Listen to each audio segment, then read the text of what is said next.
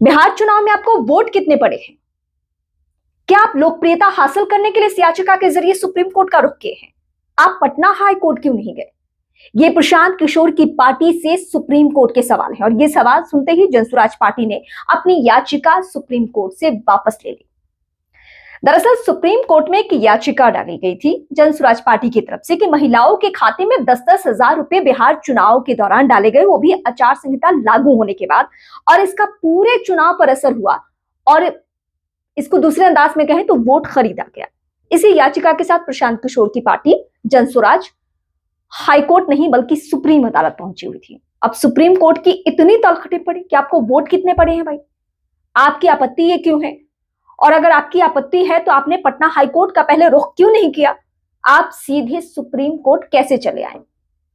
वैसे ये सवाल ऐसा नहीं है कि प्रशांत किशोर की पार्टी से पूछे गए। जब भी इस तरीके की याचिका के जरिए लोग जाते हैं सुप्रीम अदालत, तो सुप्रीम अदालत की तल्ख टिप्पणी स्वाभाविक भी है, क्योंकि आपको पता है देश की तमाम अदालतों पर पेंडिंग केसेस की संख्या कितनी है और ये भार कितना है। और ऐसे में कोई ऐसी याचिका चली जाए जिस पर सुप्रीम कोर्ट को सुनवाई नहीं करनी है, या फिर वो चाहते हैं कि जिस राज्य का ये मामला है वहां के हाई कोर्ट में, निचली अदालतों में इस मामले पर सुनवाई हो या मामले को देखा जाए, तो इसलिए सख्त टिप्पणी की जाती है। और प्रशांत किशोर के साथ यही हुआ और लोग इसको दूसरे अंदाज में भी कह रहे हैं कि प्रशांत किशोर की घनघोर बेइज्जती हो गई।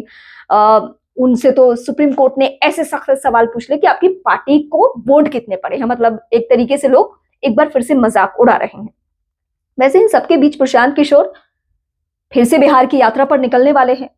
ऐसे उन्हें उम्मीद थी इस याचिका के जरिए कि शायद सुप्रीम कोर्ट दखल दे, क्योंकि उनके याचिका के जितने पॉइंट्स थे उसमें यह भी मेंशन था कि जिन जिन राज्यों में चुनाव है और जहां जहां आचार संहिता लागू हो जाए वहां फ्रीवीज को लेकर सुप्रीम कोर्ट रोक लगा दे। वैसे सुप्रीम कोर्ट ने फ्रीवीज को लेकर पहले भी रोक लगाई हुई है। सुप्रीम कोर्ट की सख्त गाइडलाइंस है जिसके मुताबिक आप आचार संहिता लागू होने के बाद या फ्रीवीज आप नहीं लागू कर सकते हैं, लेकिन ये पूरी की पूरी जिम्मेदारी चुनाव आयोग की है और चुनाव आयोग ने कभी भी इस पर फोकस उस तरीके से किया नहीं और इसीलिए राज्य सरकारों को छूट मिल जाती है, चाहे विपक्षी पार्टियों की सरकार हो या फिर सत्तासीन केंद्र में सत्तासीन बीजेपी की किसी राज्य में सरकार हो, वहां पे ये देखने को मिलता है। और मौजूदा वक्त में फ्रीवीज एक बहुत बड़ी समस्या बन चुकी है, लेकिन प्रशांत किशोर की पार्टी को और उनकी याचिका को उन्होंने वापस ले लिया है और उनकी पार्टी को सख्त टिप्पणी का सामना करना पड़ा सुप्रीम कोर्ट का। लेकिन इस बीच उनकी उम्मीदों पर पानी फिर चुका है।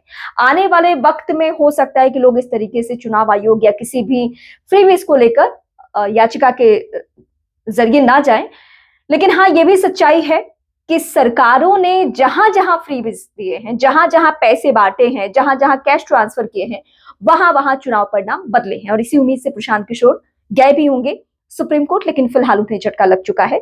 आप मुझे इस मसले को लेकर कोई कमेंट करके कुछ बताना चाहते हैं, क्योंकि 10,000 कैश को लेकर बहुत सारी बातें बिहार चुनाव को लेकर होती रही है। आपके जहन में क्या चलता है? क्या वाकई इस चुनाव को बाय किया गया था? क्या वाकई महिलाओं के वोट नहीं होते और महिलाओं के खातों में 10,000 राशि नहीं डाली जाती तो चुनाव परिणाम बिहार का कुछ और होता? अगर आप जो सोचते हैं आप मुझे कमेंट करके जरूर बताइए और मेरे चैनल यानी रीमा प्रसाद चैनल को जरूर सब्सक्राइब कीजिए। आप मुझे फेसबुक पे देख रहे हैं तो मुझे फॉलो कर सकते हैं।